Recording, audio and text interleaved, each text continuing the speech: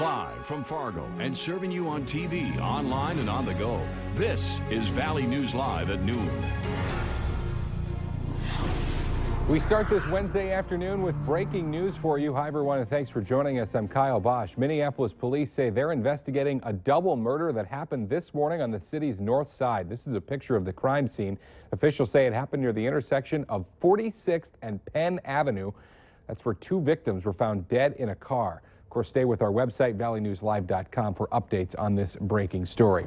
Also new for you at noon, Fargo School Superintendent Jeff Schatz has received a demand letter from a public interest law firm on behalf of two students. The letter from the Thomas More Society says the Fargo district has unconstitutionally discriminated against pro-life students at Fargo North and Davies High Schools by not letting them form pro-life clubs. The district instead decided to classify the pro-life clubs as outside agencies rather than approving them as official school clubs. That means the clubs cannot use the school name, host events, or put up posters at the school. We have reached out to the Fargo School District for comment. We'll have much more on this story throughout the day at valleynewslive.com. Fargo police are continuing to investigate an armed robbery that took place last night at the Papa Murphy's on 32nd Avenue South. Police say they're looking for a black man who was wearing a dark hoodie when he walked into the pizza shop around closing time. Valley News Live was the first on the scene. We did talk with one of the employees who told us the robber came in, went behind the counter, flashed a knife, and demanded the money from the till. Police dogs were able to track a scent to a nearby park, but then lost the trail. Police say they are looking at security cameras from inside the Papa Murphy's to try and get more clues. A new street crime unit is being launched by Fargo-Moorhead authorities to try and fight what they call growing crime rates in the area. Fargo already has 2 officers dedicated to this type of patrol, but the new team will also include West Fargo and Moorhead officers, as well as the North Dakota Bureau of Criminal Investigation and the Cass and Clay County Sheriff's offices. North Dakota Attorney General Wayne Stenjum will join local authorities tomorrow to announce more details about this new multi-agency unit. Another gloomy day out there in the valley. When will the clouds finally go away? Well, let's check in with meteorologist Robert Hahn for a first check of our Wednesday weather. Yeah, we'll see lots of cloudiness today, but we should see at least a few peaks of sunshine. Still seeing a little bit of light fog and some haze, particularly in our northwestern and northern areas, but visibilities have been improving as we've gone through the morning. As we head through the afternoon, that will continue. We'll see some decreasing clouds, at least for a little while this afternoon, but then more clouds move in later on tonight as the next system begins to affect us. Right now, temperatures in the 30s north, 40s south. You factor in the winds, and winds are relatively light. Not much of a wind chill out there. I mentioned the clouds. Yeah, we've got them, but there are some breaks in the clouds. And again, we'll see a few peaks of sun as we head through the day today. No precipitation in our area, but not too far off to the west. We're starting to see some of that rain and snow. Most of the precipitation as it moves through our neck of the woods will be falling in the form of rain late tonight and at least the first half of tomorrow. Today, if we get some sun, we'll get into the 50s. If not, we'll stay in the 40s.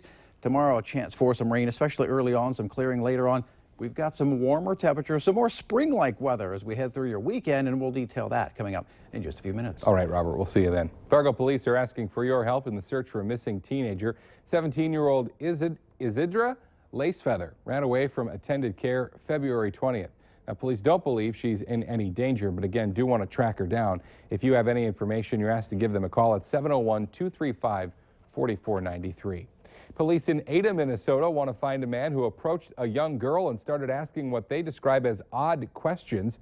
It happened around 5 Sunday evening at the Deco Community Center. The girl was able to run to her house just a few blocks away. She wasn't chased. Now, the man was in a silver vehicle and is described as being in his late 50s, wearing a plaid shirt. Ada police would like to talk with him. Anyone with information is asked to give them a call.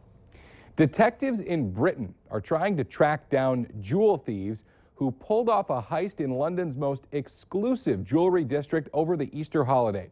Officials say they may have nabbed up to $300 million worth of valuables from safety deposit boxes. Charlie DeGata reports from London. Hatton Garden is the heart of London's Diamond District, and a gang of thieves drilled right through it. While forensic teams collect up clues, jewelers are counting up the costs, though some of the contents weren't the kind declared on any legal documents. Michael Miller is a local jeweler. It's private and they don't want to perhaps disclose all their wealth. When big heists go down in London, they call in a specialist team called the Flying Squad, and its former commander, John O'Connor, said the first place they'll be looking is close to home. Somebody who gives the information about the alarm system, somebody who gives the layout of the building. Somebody on the inside.